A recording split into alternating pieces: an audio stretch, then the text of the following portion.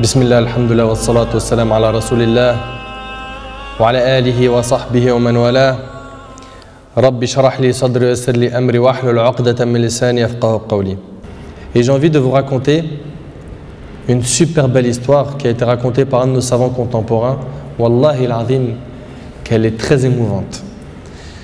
C'est l'histoire d'un homme qui a dit à sa femme: et si on allait manger dans un restaurant? Elle lui répondit: non, je te propose plutôt d'aller le demander à une autre femme. Moi, je ne mange pas au resto avec toi, va manger au resto avec une autre femme.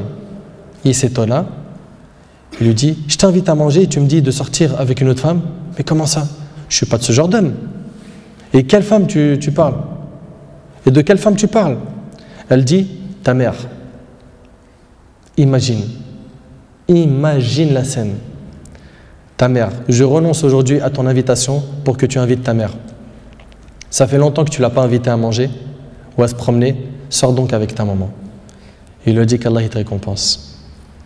Et il a tout de suite appelé sa mère et lui a dit: maman, prépare-toi, je vais venir te chercher en voiture et on ira manger et se promener ensemble. Sa mère ne l'a même pas cru. Sa mère ne l'a pas cru. Elle lui a dit: c'est vrai? Il lui dit: oui, par Allah. Viens, aujourd'hui, on va manger ensemble. Entre nous, billah alaykum. Qui d'entre vous, parmi les frères mariés, a déjà fait ça avec sa mère? Et effectivement, ils allèrent ensemble au restaurant. Et la mère s'est remplie d'amour, de joie et de bonheur. Pour elle, c'était un beau rêve. Peu lui importe la nourriture ou l'endroit où elle était, c'est-à-dire même manger par terre ou sur le trottoir ou dans la rue, le plus important, c'est qu'elle était avec son fils et que son fils était bienfaisant envers elle. Et qu'il ne l'a pas oublié, qu'il ne l'a pas négligé en s'occupant de sa femme et de ses enfants, et elle passa un jour avec lui qui était l'un des meilleurs jours de sa vie. Elle lui dit au retour, l'homme dit à sa mère au retour: maman, t'es contente? La sortie t'a plu? Elle dit: oui, wallahi, c'était mashallah. Elle dit: oui, qu'Allah te récompense. Il répondit: Inch'Allah, je le referai. Elle dit: non, Inch'Allah, la prochaine fois, l'invitation viendra de moi. Il lui dit: Inch'Allah. Et des semaines et des mois passèrent, le frère a été occupé, puis sa mère tomba malade et mourra. Qu'Allah lui fasse miséricorde.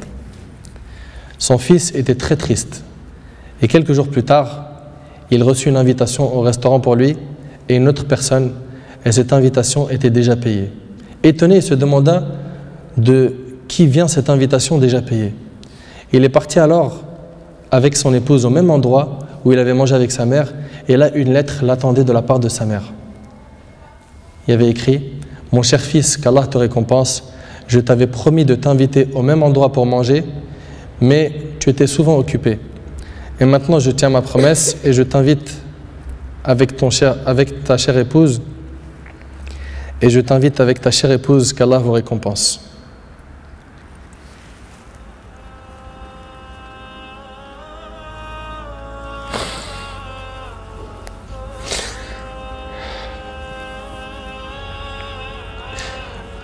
Wallahi mes frères, la valeur de la mère, elle est très sacrée.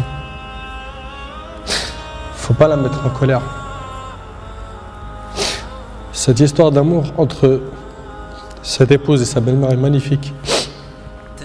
J'espère que nos frères et sœurs vont tirer des leçons de ce genre d'histoire d'amour entre les épouses et les belles-mères et d'essayer de reproduire ce qui se reproduit dans cette histoire. C'est qu'après le décès de la mère qu'on connaît sa valeur. Votre mère, si elle a envie, profitez, embrassez-lui ses pieds. Demandez-lui pardon pour les manquements, pour les mauvais comportements. Vous récolterez le succès, Inch'Allah.